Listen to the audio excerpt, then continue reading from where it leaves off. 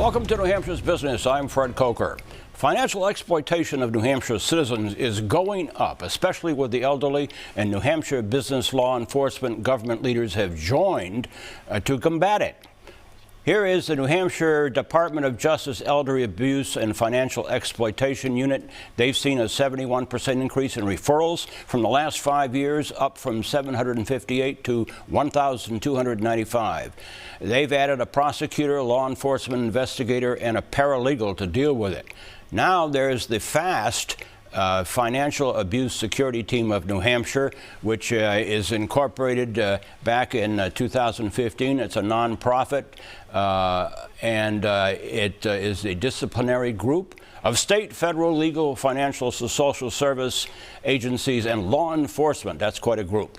Its mission: prevent, mitigate financial exploitation in New Hampshire. And with me to explain the increase in actions to confront all of that is Krista Clapp, Elder Abuse Program Specialist at the New Hampshire Department of Justice, also a member of FAST, and Greg Doolittle, Vice President at Piscataqua, let me say that right, Piscataqua Savings Bank, also Vice Chair of FAST.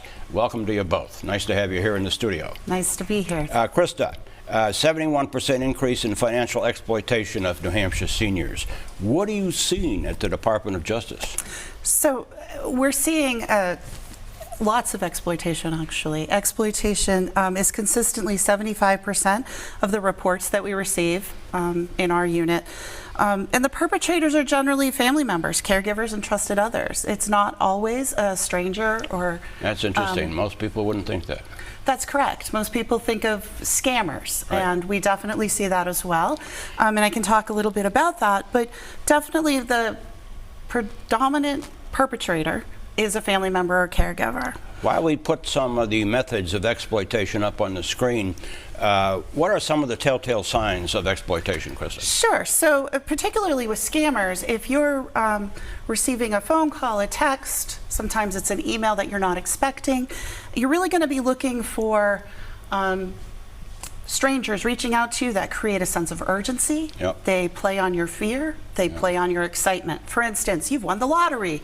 Yep. Everybody wants to believe that, right? You bet. But if you didn't join the lottery, if you didn't enter the lottery, you can't win it.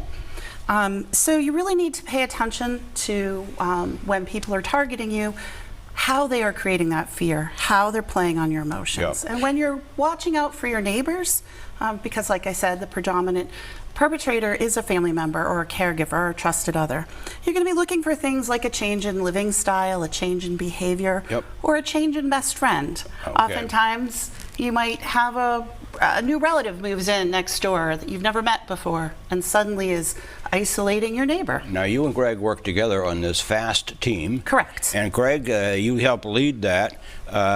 Every discipline from banking to legal to law enforcement, and banking, of course. What else? I mean, you share information, obviously, to collaborate so you're on the same page, but what else do you do? Sure. So it's spreading the message and training so people know the signs to look for. One of the big things that FAST was involved in was getting the criminality of making elder abuse a true crime. In state statute? That's correct. Yep. And then even more recently, last year, we were instrumental in getting the law passed that would make it legal to put holds on customers' accounts that we felt were, somebody who was vulnerable. And you're a banker, and so let me ask you, if somebody is being coerced to withdraw money or to do something at banking they shouldn't be doing, how do you know that? Sure. So it starts with the front line. They really knowing who the customers are, noticing signs that if somebody comes in and they're not as chatty as they normally are, their jovial selves, if they're maybe talking on their cell phone while they're conducting their transaction, or if there's somebody else that's with them at the window and our customer is looking down, you want to pay attention to all those signs and notice anything that that's out of the ordinary. Now, for those of you that are watching, if you know of anybody or suspect anybody is being exploited, here's what you ought to know. Here's a RSA, state law.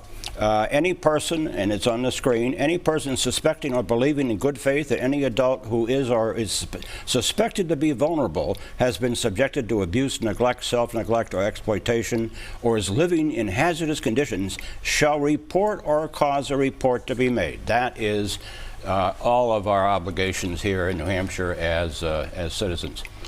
Thank you, Krista. Krista and Clapp, who is Elder Abuse Program Specialist at the New Hampshire Department of Justice, and Greg Doolittle, Vice President of Piscataqua Savings Bank and Vice Chair of FAST. Thank you. Thank you for having us. If you missed part of this briefing on exploitation, you can go to WMUR.com, where it will be posted all this week.